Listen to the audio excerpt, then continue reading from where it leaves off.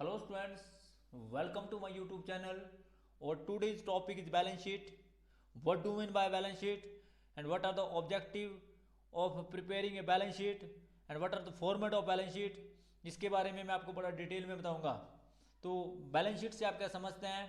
Balance sheet is also called financial statement, it is also called economic sheet, it is also called financial statement. तो ध्यान रखें इस बात का कि बैलेंस शीट को आप इकोनॉमिक शीट और फाइनेंशियल स्टेटमेंट की संज्ञा भी देते हैं। Balance sheet means statement prepare to ascertain the financial position of a business on a particular date. जो आपका स्थिति विवरण है, इससे अभिप्राय एक ऐसे विवरण से है जो एक निर्धारित तिथि को व्यवसाय की आर्थिक स्थिति, व्यवसाय की वित्तीय स्थिति को ज्ञात करने के लिए तैयार किया जाता है। The balance sheet is prepared at the end of the year. The date of balance sheet and the sheet is date of preparing a final account is at the end of the year. स्थिति विवरण बनाने की तारीख अंतिम खाते को बनाने की तारीख होती है। और इस बात का ध्यान रखें कि इसमें it includes all assets, liability and capital. The words to and by are not used while preparing it. तो इस बात का भी ध्यान रखें आप कि इसमें व्यवसाय की संपत्तियां, दायित्व और स्वामी की पूंजी को दिखाया जाता है। स्थिति विवरण बनाते समय टू और बाय का शब्दों का प्रयोग बिल्कुल भी नहीं किया जाता तलपट में, क्योंकि रीजन विंग, इसका कारण क्या है? क्योंकि it is a statement, it is not an account. In account to और बाय यूज किया जाता है, परंतु स्टेटमेंट में टू और बाय का प्रयोग नहीं किया जाता। अभी तक आपने trading and profit and loss account में डेबिट साइड में टू शब्द का प्रयोग और क्रेडिट साइड में बाय शब्द का प्रयोग किया है, पर while you are preparing a balance sheet you can't use to और बाय। तो ध्यान रखें इस बात का कि जब आप बैलेंस शीट बनाएंगे तो उसमें टू और बाय का प्रयोग नहीं किया जाता।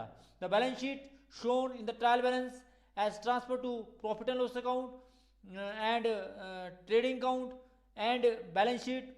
तो आप सभी जानते हैं कि तलपट में जो शेष दिए होते हैं उसमें व्यापारिक खाते से संबंधित, लाभ हानि खाते से संबंधित तथा स्थिति विवरण की मदें जो है वो दी होती हैं। लाभ हानि खाता बनाने के लिए के पश्चात तलपट में केवल आप सभी जानते हैं कि पर्सनल अकाउंट और रियल अकाउंट का शेष बचता है, क्योंकि ऑल नॉमिनल अकाउंट की एंट्री जो है वो trading and profit loss account में की जाती है। पर्सनल अकाउंट दैट मींस कि debit the receiver and credit the giver, the all items are shown on the liability side generally and that is some item are shown on the credit side, and real account is also recorded in the balance sheet. A real account means debit word comes in and credit word goes out. All assets are included in the list of real account. तो ये आप ध्यान रखें कि अभी तक आपने जो आइटमें trading and profit and loss account में दिखाई हैं वो आपकी नॉमिनल अकाउंट की थी। अब जो आइटमें हम बैलेंस शीट में दिखाएंगे वो पर्सनल अकाउंट और रियल अकाउंट की हैं। स्थिति विवरण बनाने का मुख्य उद्देश्य, स्थिति विवरण से ये ज्ञात किया जा सकता है कि व्यवसाय की आर्थिक स्थिति क्या है। दैट मीन्स कि it reveals whether the financial position of the business is strong और वीक। इससे व्यवसाय के देनदारों की कुल राशि ज्ञात की जा सकती है। It disclose the total amount of debtors, यह भी ज्ञात किया जा सकता है कि लेनदारों को कितनी राशि लेनी है। It also reveals the total amount of the creditors, यह व्यवसाय के स्वामी की पूंजी में वृद्धि हुई या कमी हुई को ज्ञात करने के लिए भी। इट असर्टेन द इंक्रीज और decrease in the capital. A format of balance sheet जो है, अर्थात ये इसका जो अंतिम उद्देश्य है कि इससे व्यवसाय की पूंजी में वृद्धि होती है या कमी होती है, इसको भी ज्ञात किया जाता है। स्थिति विवरण का एक प्रारूप दिया गया है, दैट मीन्स कि it is in format of a balance sheet. How to prepare a balance sheet, तो जिसमें सबसे पहले आप ऊपर लिखते हैं balance sheet of messrs Ram and company, Mohan and company, son and company word से और एज ऑन 31 दिसंबर या 31 मार्च वर्ड से और जो भी आपके पास दिया है। Liability side amount in rupees, asset amount in rupees. Bank overdraft that means की all current liability are shown. Bank overdraft, bills payable, sundry creditors, outstanding expenses, provision for taxation, proposed dividend, and there are some other current liability, loan, long term loan, short term loan, reserves, capital, add net profit. If there is a loss, then loss will be less. Add interest on capital, less drawing, and the credit side is cash in hand, cash at bank, bill receivable, closing stock, sundry debtor, prepaid expenses, accrued income, investment, furniture, plant and machinery, building, goodwill, copyright, patents, trademarks, prepaid expenses. All these item are shown on the asset side. तो इस बात का ध्यान रखें आप कि balance sheet is statement which is prepare at the end of the year to know the financial position of the business, to know the economic strength of the business, to know the strong and weak point of the business, to show the debtor and creditor position of the business, to show to ascertain the increase or decrease in the capital। तो ये सारी की सारी बातों का आपको पता लगता है। तो बैलेंस शीट बनाने के बाद किस प्रकार से बैलेंस शीट का प्रैक्टिकल किया जाएगा, हम क्वेश्चन नंबर 8 में इसका जो है बड़ा डिटेल में पढ़ेंगे और क्वेश्चन नंबर 8 करेंगे आपके सामने। तो क्वेश्चन नंबर 8 पढ़ेंगे और उसके बाद हम क्वेश्चन नंबर 8 करेंगे। Question number 8. The question is, from the following trial balance, extract the books of Agrawal Brothers on 31st December 2010, prepare trading and profit and loss account for the year ended 31st December 2010 and the balance sheet as on that date. Land and building, asset side, opening stock trading के debit में, bill रिसीवल asset side, purchase trading के debit में, wages trading के debit में, salaries profit and loss account के debit में, rent and taxes profit and loss account के debit में, miscellaneous expenses profit and loss account के डेबिट में, कैरीज ट्रेडिंग के डेबिट में, furniture asset side, cash in and asset side.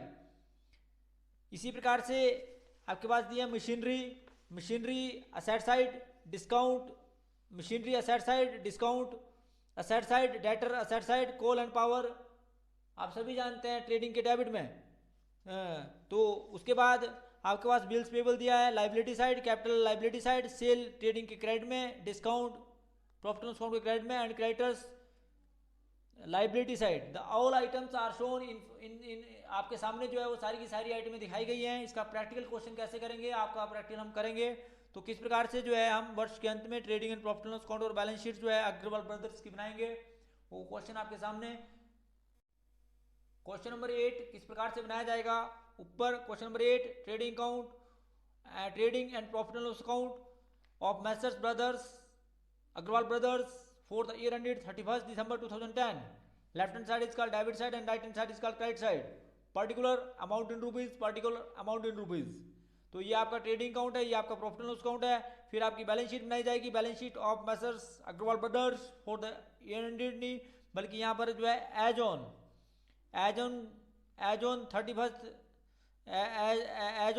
31st December 2010, liability side amount in rupees, asset amount in rupees. तो जो item आपके पास दिए उस आइटम को लिखेंगे। सबसे पहले लैंड एंड बिल्डिंग दी है, तो asset side land and building 5000। उसके बाद आपके पास दिया ओपनिंग स्टॉक ट्रेडिंग के डेबिट में, ओपनिंग स्टॉक बिल भी शोन द ट्रेडिंग के डेबिट में 6000। उसके बाद आपके पास बिल रिसीवल दिए हैं, bill रिसीवल asset side that is 2000। उसके बाद आपके पास परचेज दिया है, परचेज ट्रेडिंग के डेबिट में 12000। उसके बाद आपके पास वेजेस दिए है ट्रेडिंग के डेबिट में 2500। परचेज के बाद आपके पास वेजेस दिए, उसके बाद सैलरी दी है, salary trading profit and loss account के डेबिट में दैट इज 470। उसके बाद रेट एंड टैक्सेस आपके पास दिया है 300 प्रॉफिट एंड लॉस अकाउंट के डेबिट में। उसके बाद आपके पास मिसलिनियस एक्सपेंसेस दिए हैं 400। उसके बाद आपके पास मिसलिनियस एक्सपेंसेस के बाद आपके पास कैरीज दिया है, कैरीज इनवर्ड जिसको आप बोलते हैं, when information are not given carriage is a carriage inward. और आपके पास कैरीज इनवर्ड दिया है 2000, कैरीज इनवर्ड आपके पास दिया है 800। उसके बाद कैरीज इनवर्ड के बाद आपके पास फर्नीचर दिया है, तो फर्नीचर असेट साइड, फर्नीचर आपके पास फर्नीचर की वैल्यू आपके पास दी है 400, तो 400। इसी प्रकार से आपके पास कैश इन हैंड दिया है 130। और उसके बाद आपके पास मशीनरी दी है 5600। और मशीनरी के बाद आपके पास डिस्काउंट डेबिट दिया है 650।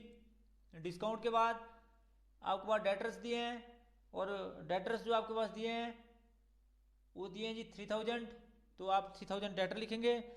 उसके बाद आपके पास कोल एंड गैस दिया है, कोल एंड गैस आपके पास दिया है 100 रुपीज़, तो 100 रुपीज़ कोल एंड गैस। उसके बाद कोल एंड गैस के बाद आपके पास अगली आइटम दी है बिल्स पेबल, तो बिल्स पेबल आप लाइबिलिटी साइड लिखते हैं बिल्स पेबल, और बिल्स पेबल आपके पास दिए हैं 1200। उसके बाद आपको कैपिटल दिया है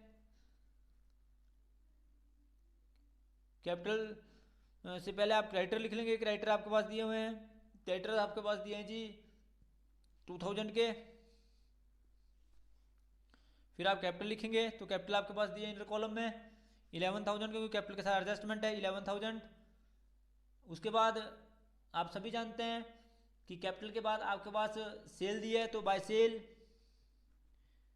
ट्रेडिंग क्रेडिट में बाय सेल 25,000।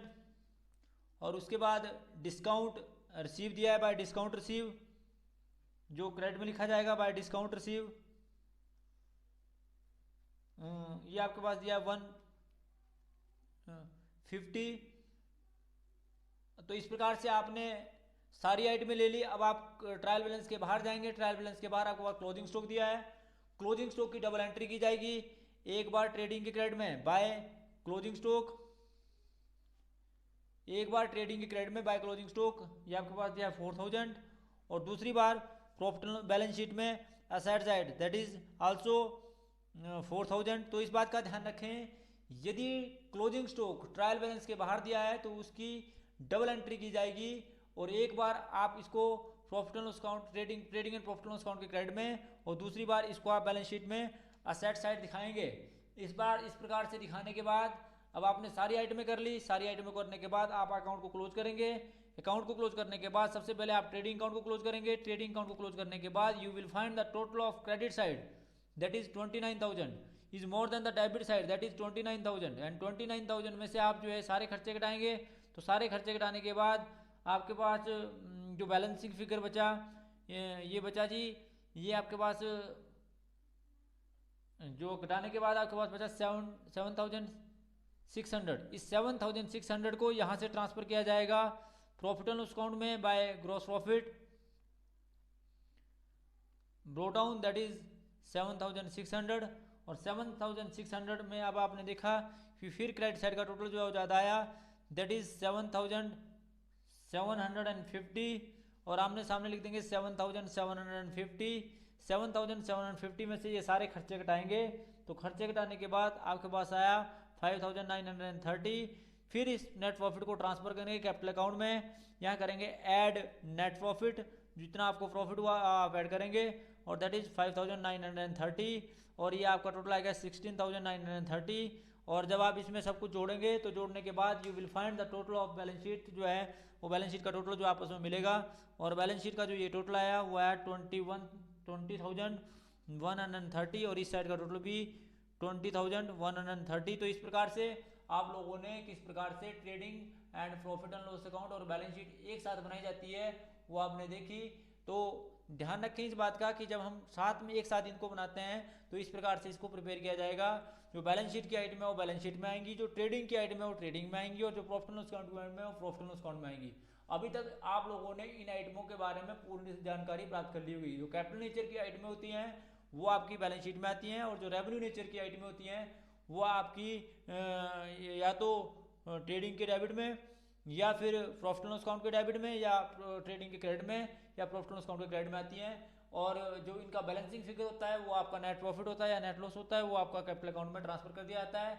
नेट प्रॉफिट से कैपिटल इंक्रीज होती है, और लॉस से आपकी कैपिटल डिक्रीज होती है। अगर आपके पास ड्राइंग दी हो तो उसको कैपिटल में से लेस किया जाता है। यदि कोई ड्राइंग अगर आपके पास दी हो तो उसको आपको कैपिटल में से लेस करना पड़ता है। तो इस बात का ध्यान रखें आप। तो इस प्रकार से जो है इस अकाउंट को प्रिपेयर किया जाएगा।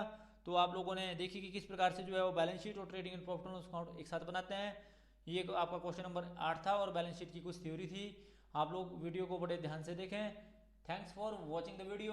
Please like and comment on, and also subscribe my channel and press bell icon for next notification. Thank you.